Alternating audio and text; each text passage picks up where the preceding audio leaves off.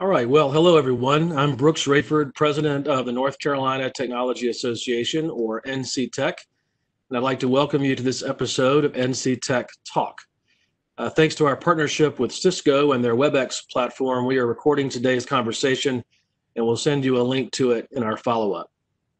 NC Tech has been incorporating virtual sessions as part of our overall programming, including this NC Tech Talk series, where we engage with key leaders from across North Carolina and beyond to talk about what's on their mind and how their organization is adapting in today's environment.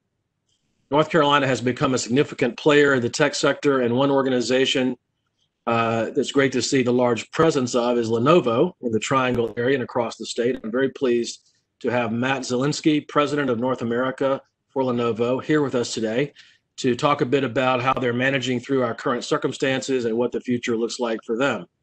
Our format today will start with some welcome remarks from our sponsor, and then I will take it from there and ask Matt a few prepared questions. We invite you to use the Q&A function if you are a registrant today to submit additional questions for Matt, and I'll do my best to filter those and pose them throughout today's conversation.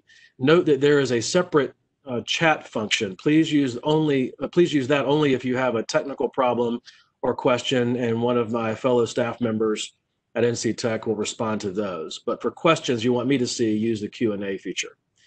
We also ask that everyone mute your audio unless you're speaking, and we encourage you to select the speaker view option so that you'll see a fuller screen of whoever is speaking.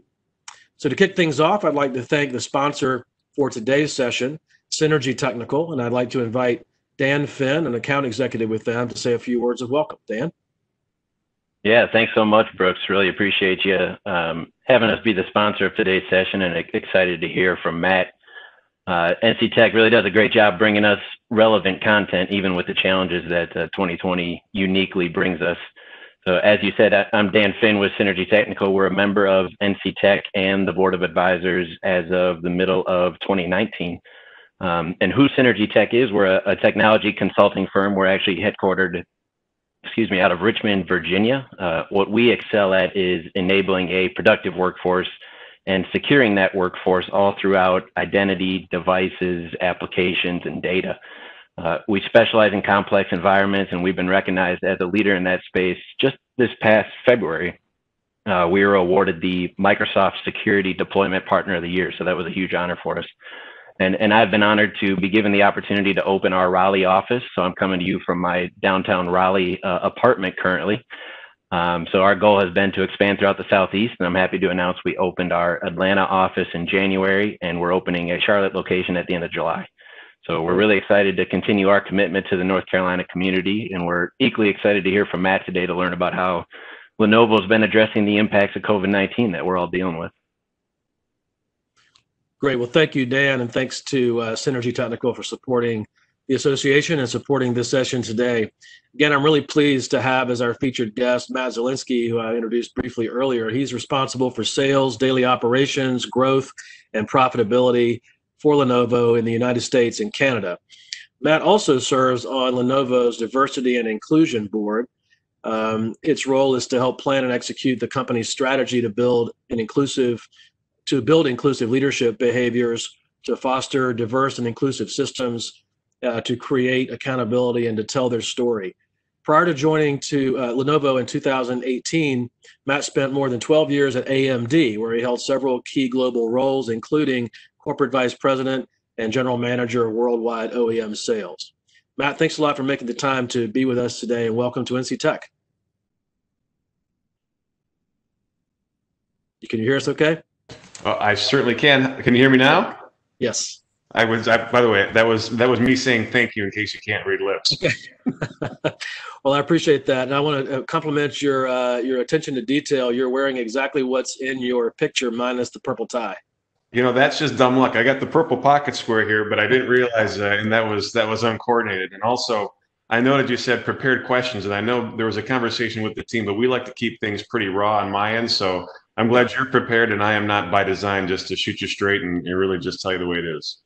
That's great. We look forward to that. That's the whole idea here. So I do want to note, I mentioned earlier, we're recording this session today. It'll be available on our website and will be sent to everybody who's registered for today, but also available for others to view who might not have been able to watch live. And so I want to note that we're broadcasting this session live on June the 18th. And right now, the country is dealing with some pretty raw and emotional issues, in particular in the aftermath of the death of George Floyd, and the underlying issue of how minorities are treated by law enforcement and by society at large. I know that diversity, equality, and inclusion are incredibly important to you and to Lenovo. So I'd just like to start off and invite you in an open-ended way to share any thoughts or observations that you have around that. I'll tell you what, the images from May 25th in George Floyd's death are still raw, and it's taken a few weeks to be able to actually talk about it without getting emotional. And when you think about just the imagery and the brutality and all that came with those 9 minutes, it's no surprise the country is rightly rattled. And what do you do with that? I think for us, it was a process. And the first step of that process was just really reaching out to all of our employees, both black and white, just to know that we're here, we're listening, and we care, and we have to address the social inequality that has been plaguing this country for so long. But I don't think anybody has the right answer immediately of what to do given the circumstances. And that was just the latest of a spree of so many brutal incidents. And we obviously just had one recently again. And, what we immediately immediately requested that our leadership team do was reach out to every single black employee that we had, check in, make sure they're okay, start to listen, and really spend a week listening and learning. And I'll tell you, personally, I probably had between email, phone conversations, and text conversations over 100 discussions with our employees. And it's amazing what you learn. And what you learn is the pain, and you learn to empathize very, very quickly about the conversations that are being had at the dinner table. What do you tell your kids in a black family, and if they're worried about being pulled over by the police? It's just heart-wrenching. And there was one event that happened that week to me that was also so surprising, and that was a phone call I received cold, an email. I called the lady immediately. And she's the wife of a NYPD lieutenant who has been on the front lines of managing some of the violence in the streets that's occurred since. And she's worried for her husband's life every day, and cops are wonderful people and trying to protect the public, but you can imagine the pain in her eyes in this conversation as well. So it was a very, very dynamic problem, and something we're all still working towards. And look, a couple epiphanies. That week, I learned a couple things through listening. Number one is, as much as anybody can say that they're unbiased and they don't see color, the fact is when you don't see color, you're not fully empathizing with the problem. And I think I know that we see color. We have to embrace that and acknowledge the differences and know the history so that we get through this and have some really good conversations. And I also realized that no matter what you say or do, the only way to completely unbiased, even if it's an unconscious bias in organization, is to make sure that you have representation of minorities, specifically this acute problem with black minorities, throughout the entire organization at all levels. What do we do with that?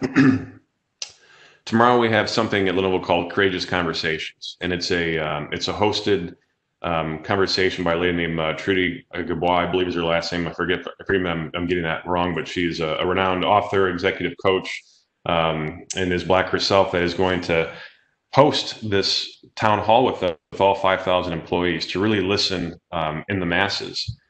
And beyond that, we're going to have the tough conversations. We're going to set up metrics to make sure that we execute on the promises that we make relative to increasing diversity. We've empowered our employees through a 5-to-1 match. We're giving $1 million in total cause of social injustice and related areas, and we've empowered to do that through matching so that employees feel that they've had an impact in that endeavor with us.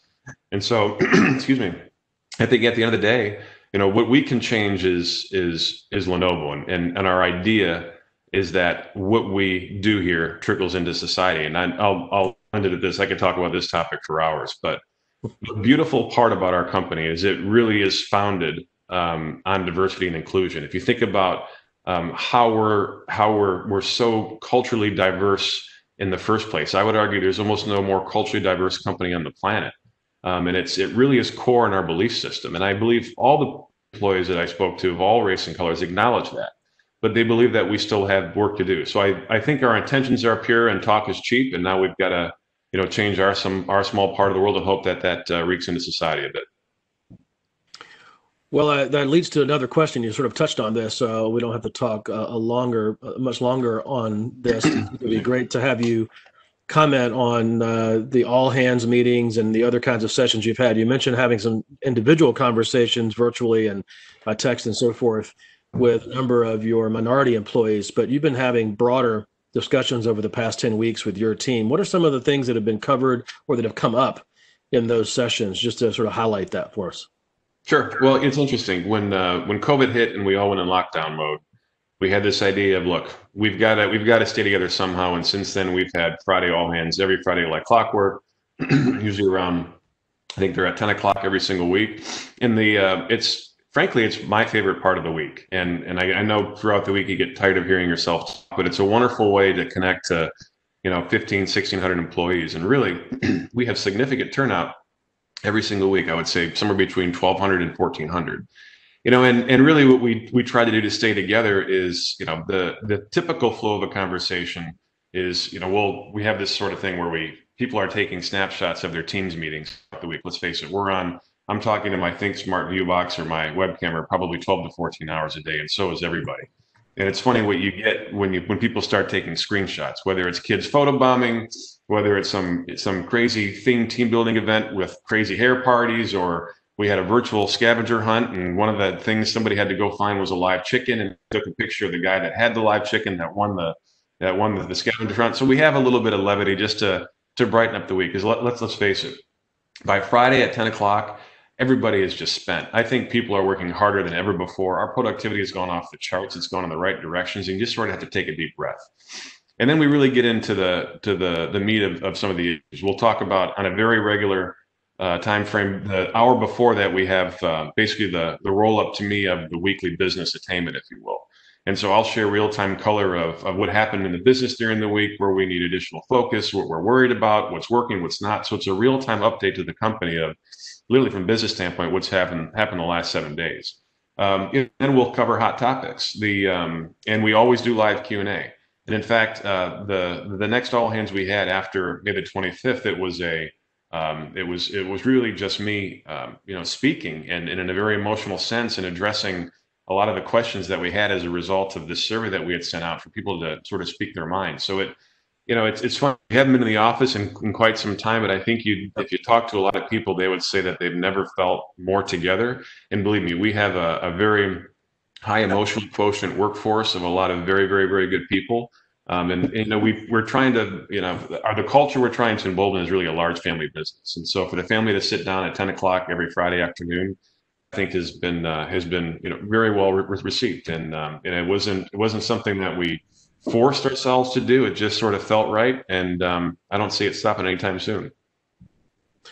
Well, that's great. On a related note, I'll say all companies and organizations, including ones as small as my team and as large as yours, have had to pivot fairly suddenly in various ways over the past few months. And so with a site as large as your North Carolina operations here, I'm sure that's posed some unique challenges, but also presented some interesting opportunities. So I've got a two-parter for you. What is an example of something that's been your greatest success, something that maybe has pleasantly surprised you in this sudden shift and how that's worked? And then we'll ask you the opposite. What's been one of the biggest challenges? Yeah, I think the greatest success is, well, let me preface it first of all. COVID brought to light that our business can officially be a matter of life and death. Mm-hmm. And that was humbling. You don't think of tech being a life or death deal. And when COVID first broke out, we were moving mountains, and that was amazing to see. We were moving mountains, first and foremost to the front line of healthcare workers. There was a situation where, as they were setting up the Mount Sinai Hospital in Central Park, one of our partners desperately needed us to get PCs, and this was not planned. This is all very last minute, to New York City by Monday. We didn't have the PCs, we didn't have them imaged, we didn't have anything ready. We had to divert computers going to another customer of ours. We had engineers run into Witsit to, which is in North Carolina, obviously, to basically image and get it ready for deployment.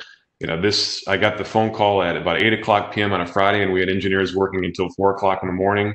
The next Sunday, those things were on a truck with marathon drivers, and the things ended up in Central Park at 9:15 on Monday morning. So our proudest moments and what we were most proud of is just how we literally dropped everything that we could to play some small part in being part of the fight, if you will. And that's just extraordinary to see. The other things that we were proud of is people needed compute like never before. Companies all of a sudden having to work from home. Perhaps more importantly, students having to go home and now work remotely. That's a huge endeavor to make sure you're getting PCs to the masses that are both buying it and also that can't afford it. And COVID, of course, rattled the entire PC supply chain, as in shut it down. And so, one thing I'm extraordinarily proud of as an achievement as well for Lenovo, knowing sort of the entire ecosystem is, I'll tell you, our supply is by far more robust than anything I've ever seen. And the fact that they were able to ramp up, frankly, about a month or more before any of our competitors, really made us feel good. It wasn't because, we couldn't wait to make a bunch of money. It was that we couldn't wait to get back in the mode of getting products to people that so desperately need it on all fronts. So I think those are huge achievements. I think the biggest challenges are still as a result of what's happening with COVID and what it's doing to the PC space in general. This need for compute has never been more profound. We use these buzzwords like smarter technology for all, which we believe in digital transformation, intelligent transformation, and COVID all of a sudden all that stuff extraordinarily real. And so as a result, we're playing catch up and trying to build PCs as fast as we can to make sure that whatever happens, each student has a PC, come time for the start of school. And we see that dynamic playing out. But that's very, very hard because all of a sudden you have the entire world shuffling to this other spectrum of our business that is public sector, K-12, high education, and notebooks, not desktops. The desktop market is down 60% year to year because people are buying notebooks that they can tote around. This is a monster business, and for it to pivot brings significant challenges, and those are challenges that we're going to have to work through as an this isn't a Lenovo thing. It's an ecosystem, probably a good part through the end of the year. Consumer demand is off the charts. You have to get on a waiting list to walk into a Best Buy to go buy a PC. So there's one would argue maybe those are good business problems, and maybe that's the case, but that's a huge challenge, is playing catch up to all of this demand that is not a luxury, but it's a requirement to make sure people have that stuff. Indeed. You've touched on culture a couple of times, and my next question is along those lines. You've had some major culture shifts over the years. I understand that your battle cry has become beast mode. Can you share with us a bit about the company's efforts to make these shifts? What are some of the outcomes you've seen as a result, and how is that impacted by the whole remote work environment? I'll be honest, the beast mode thing. So I've been, you'll learn, I don't like talking about myself. In February of 2018 is when I joined Lenovo, and we had our first all hands, and I think everybody was sort of like, okay, who is this guy? I was the sixth person to have the role in 6 years, so there was this impression it was a revolving door. The organization had been through some really tough times business-wise, a lot of different leadership, as you can see, and it was a skeptical crowd. Let's put it that way. And I'd known Lenovo well from the outside, and I always knew what it was capable of. And the one problem that we had was there were so many different priorities. Like there were like 16 priorities by business leader. We were just sort of rudderless, and we immediately distilled things down to kind of 2, 3, 4 priorities as a business, and that's it. And it was really about just setting a simple North Star, but and following that and executing it. And I'll tell you, we have an execution engine like I've never seen in this business, in this industry ever. We're immensely proud of our people. But what was interesting was this potential always existed in the people of Lenovo, and they're all the same people. For the vast majority are all the same people, I should say. And so what we were talking about in this all hands was to unbridle the potential of this organization. Had this brain, fill in the blank here. And I said, and unleash the beast in all of us. And all of a sudden that just sort of caught on. So I am no marketer.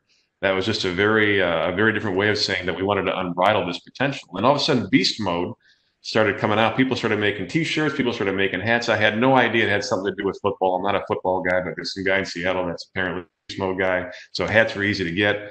But I guess the point of the story is then we put beast mode in terms of metrics. And the metrics were that we were going to take 25 to 50 basis points of market share quarter after quarter after quarter. And we had beast mode aspiration numbers that if we hit them, all sorts of funny things were going to happen. People were going to win cars. We were going to take amazing trips. You were just trying to inject and inspire some really cool motivation to get the business going up into the right very, very, very, very quickly.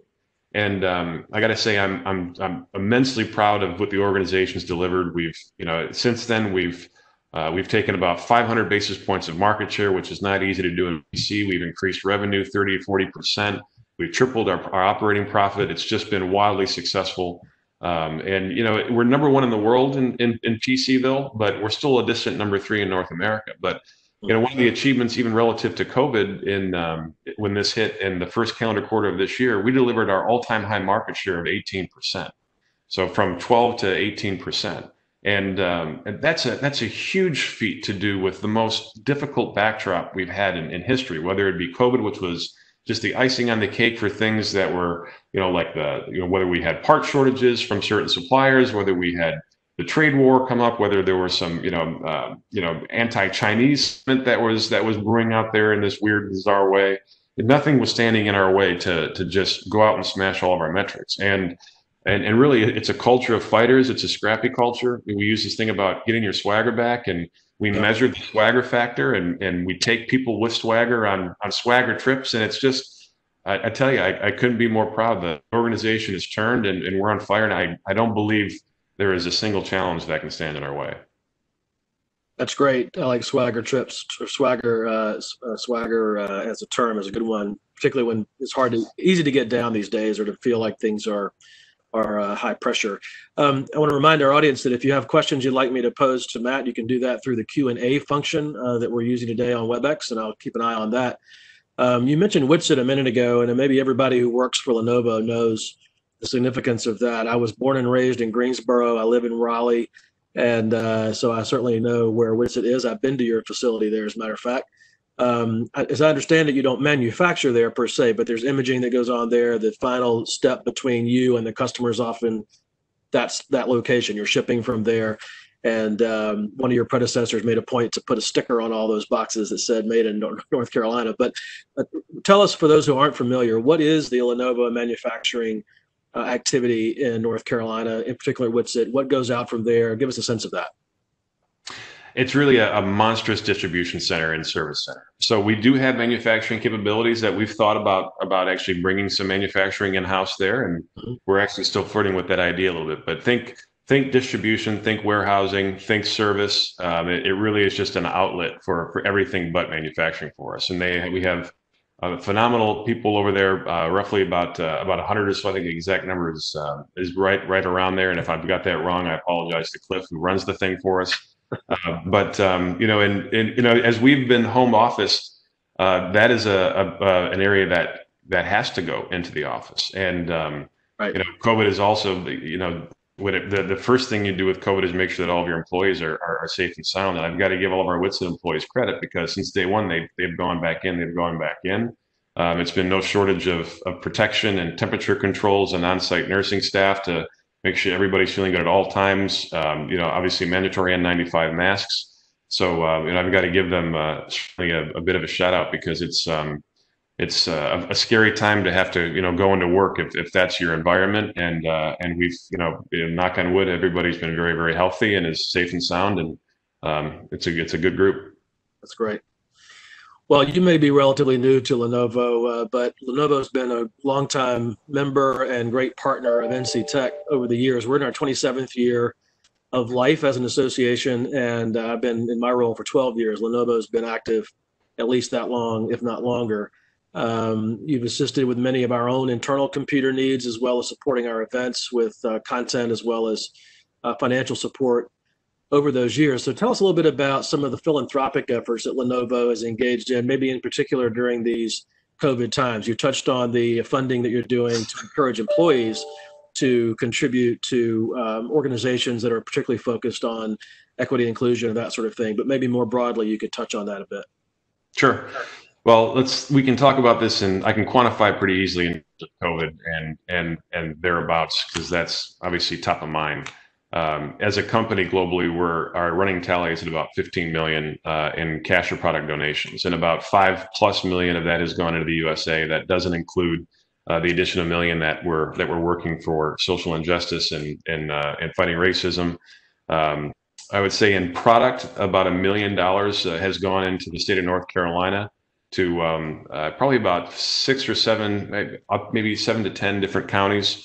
Right when COVID hit, we had some interaction with Lieutenant Governor to help us pool needs and let the state decide, in what places can, so badly need it, that a harder time getting it. $500,000 we gave to let's see, I think it was UNC Health, Duke Med, and Wake Med for N95 masks right when this whole thing started. 100 laptops to Wake Tech. Wake Tech is a community college and a wonderful cause that we've been a part of for quite some time. And this is even post-COVID, one of the coolest, if you will, charities that I learned while spending time here in North Carolina is the Green Chair product and the Sweeter Dreams bed program. And we did an additional 50,000 there to put 200 beds. There's an enormous amount of the Wake County Public School system of kids that don't have beds to sleep in, and this cause tries to fix that. So I think $100,000 over a period of 2 years plus an extra 50 to make sure that right in our own backyard we have impact, as simple as making sure that kids around us are sleeping in a bed, and what more of a delicate time than a COVID environment to afford that to happen. We're also working with a local chef named Scott Crawford of Crawford & Son, and Julie, a personal friend of mine as well, in our favorite restaurant. We were there last Friday. Amazing food, amazing people. We're working with him to buy some meals. He's making these pre-made meals and dropping them off to families. I mean, the list goes on. Giving is really in our DNA, and you never feel like you're given enough. And we always look for opportunities to do more. We might have gotten a bit over our skis lately just because the need is so there. But you know what? You got to take your lumps and do the right thing, and we'll figure it out. But we really try to keep all of our causes as local as we can, and we're always prioritizing. We have lots of people, and we have lots of people here in the state of North Carolina, and we're obviously very focused on making a difference where we can.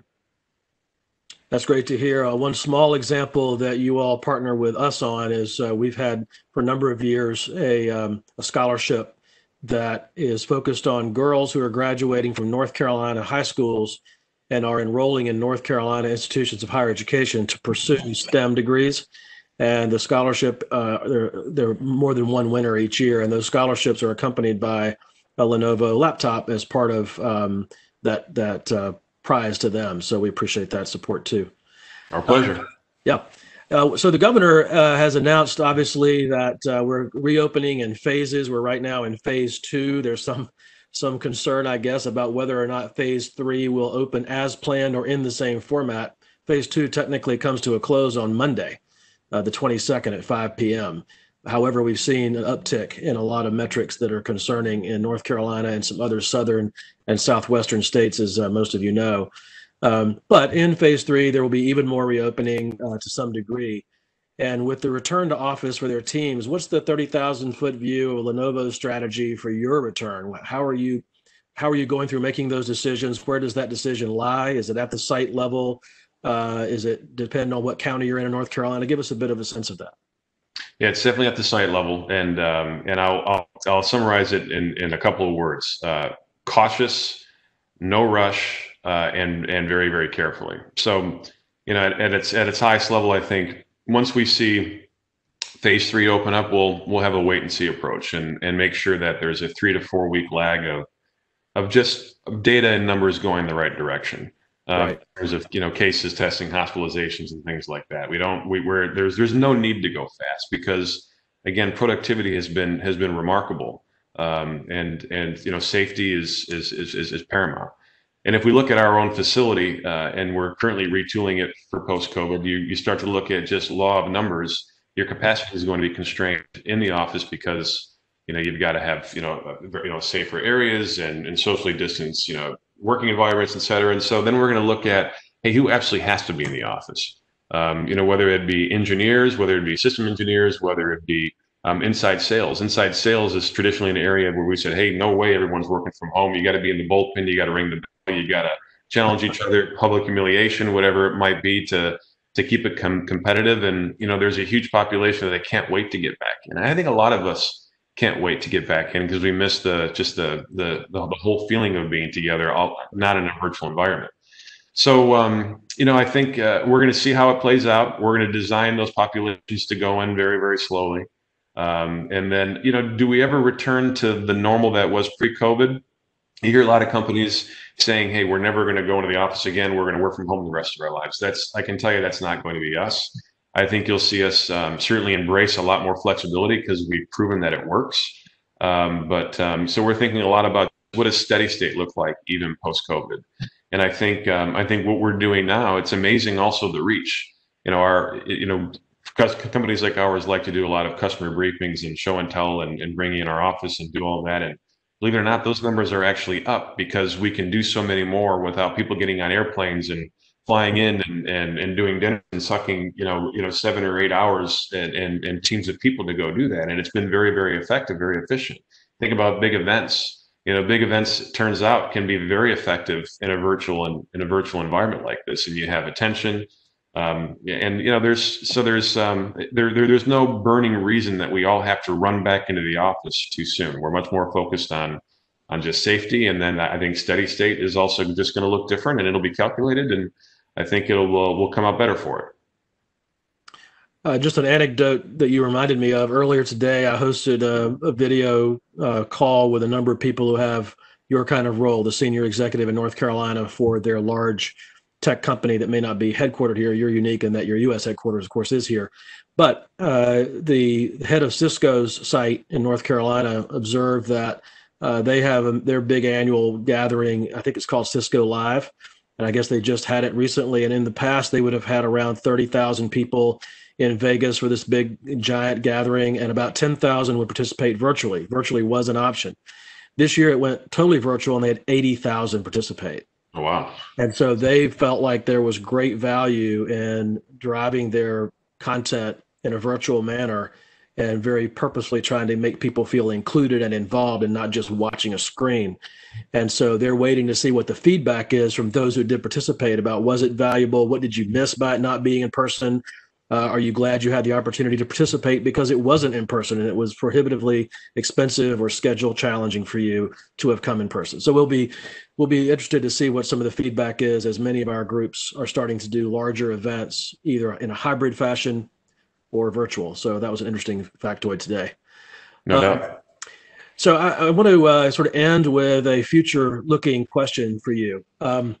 We've been doing some polling over the last several months, beginning in all of April, all of May, and then here in June. We're going to conclude at the end of June. But this sort of cadence of polling of tech leaders in North Carolina, and it's been interesting to see the shift in sentiment on their part on this set of 8 or 9 questions that we keep asking the same questions. They range from, has there been an increase in demand for your business, a decrease, or about the same? Are you seeing continued hiring? Are you kind of staying even, or are you reducing? And a few things like work from home. What percent of your North Carolina people are working from home? The latest round of polling was completed Monday, and the biggest shifts were we're seeing definitely a noticeable increase over time in the returning to office. Still 2/3 or 3/4 are working remotely, but that used to be 90%, and now that's began trending down. Another interesting trend is we've been asking people, what month do you participate? What month do you predict that in-person gatherings and events will start again with any frequency? And the answer to that has shifted later every time we ask the question. And a related question, this is my question for you, is the economic question. When do you expect rebound to be noticeable? When will the metrics start to improve in a noticeable way and be sustained? Early on, we asked that question, The answers were pretty split among sort of summer, early fall, late fall. Lately has definitely trended very strongly to post-September, so fourth quarter onward. The economists seem to agree with that. I think sentiment is catching up with that. I wonder what your views are. What are you seeing both with your own sales organization, but what's your sense of it? And then secondly, when would you feel comfortable going to a large event if you had tickets? If you had tickets to a favorite thing, the month that you think you might be willing to commit to go? Just curious. Well, let me start with the last one. I got to ask some fine questions. How big is this event? The way we phrased the question in the poll, this was the first time we asked the question, was on Monday, was if you were given tickets to a large scale gathering that you would ordinarily welcome the chance to attend, whether that's a football game, a concert, a big gala event, or a conference, what's the first month you would feel comfortable personally attending? And that assumes certain protections are taken into account by the organization. Not in 2020. That's what I would say. In terms of true large-scale concert, football games, whatever that might be, I would be a little apprehensive in 2020. And if our employees are asking us to do something like that, I would probably not encourage it, or just flat out say you're not going if it's a company function. Right. Smaller events. We had an email this week about, hey, what about taking customers golfing? It's like, okay, if you have your own carts and everyone's socially distanced and don't touch the pin, maybe it's time for that, because the state is allowing for it, and where we are relying on local regulations to help us dictate those decisions. When are you more comfortable getting on an airplane? I'm incrementally more comfortable to get on an airplane. I would get on an airplane in the next month. I would probably travel now if I had to. We're letting employees travel for mission critical, customer demanded, things only. And I have to personally approve every one of them. And I don't get probably more than one or two a week. And if you question them, chances are it doesn't happen. So I think maybe that colors in just how I feel about that. On the recovery part of it, look, I read all the same reports from analysts and consultants. We're doing our own churning, and I actually don't have a crystal ball. What I would say is, I think when we will see pure recovery is when we start to have a shift to people going back into the office. What our business looks like is fairly intuitive. There are a lot of big companies out there that are delaying orders, like they're delaying hiring people, just like they're delaying lots of stuff, because you can't set up computers in an office if nobody's going into the office. And we're victims of that, and everybody is, and that's okay. Consumers need compute yesterday. People are worried about what happens in the fall, and I've got to have one device per child. It used to be one computer in a home, computer lab at school, or now everybody wants their own device, and that's a very strong thing. And public sector is very, very, very strong as a result of that. But there's typical pockets of softness that you think, okay, that's not going to recover until we start going back to work. And so, I can't predict the path of COVID, but certainly dictates, I think, just the way the world goes around in terms of when the economy truly, can start to rebound. Well, I think the feeling on the part of those we've been polling is aligns with yours. By the way, the answer to the first question, when would you feel comfortable going to a big event that you got tickets to that you would normally really want to attend? 53% said either not till 2021, that was one of the choices, or not till there's a vaccine. And those two together came to 53%. There was 10% who said July. There's another chunk that would say August and September. There was a really small percentage who said November and December. And I think that's because we've got it baked into our minds that could be a rebound period for the virus if there is one.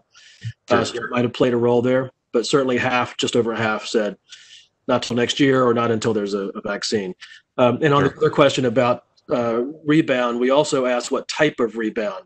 Would it be a U-shaped recovery where there's this downward spiral, a flattening out, and then a rise again? A V-shape where it's a sudden pivot and a real strong recovery that's roaring? Or a W-shape, which is downward trend, some recovery, but then maybe another mini V after that, but particularly if there is a rebound in the virus in the fall. And the last and least popular answer, hopefully, is an L shape where it's straight down and then level for a long time, which has not really been a popular answer, thank goodness. But the W is the most popular and has been even getting stronger as the polling has gone on. So it'll be interesting to see if that's really how it plays out. Matt, you're great to give us your time, and you're a high demand guy. You run a large organization with a lot of people who depend on you. We certainly know a lot of them, and we hear great things about you and your leadership and what the U.S. headquarters is doing here. A great partner to us and a great corporate citizen in North Carolina. Really appreciate you taking the time today. And I just want to tell everybody who's listening that we have more of these scheduled. Go to our website at nctech.org/events. You will see there all of our events in general, but in particular, there's a section about these NC Tech Talks with future guests like Matt, who are leaders of their organization. It's a mixture of types, so you'll want to see what's coming up. Our members can sign up for those free as time moves on, and that will be incorporated into our programming going forward. I would say, Matt, one thing we've certainly learned is there are things we should have been doing all along and have incorporated into our mode of operations, and this has jump-started that for sure. But we certainly will have more of these type of things, regardless of whether COVID's around or not. I want to thank again Synergy Technical for sponsoring today's session. I want to thank Cisco for being our video partner with their WebEx platform. And then, of course, finally, again, Matt, thank you for your time and expertise. And thanks to all of our viewers for joining us today. We look forward to seeing you next time. Thanks, Brooks. Thank you.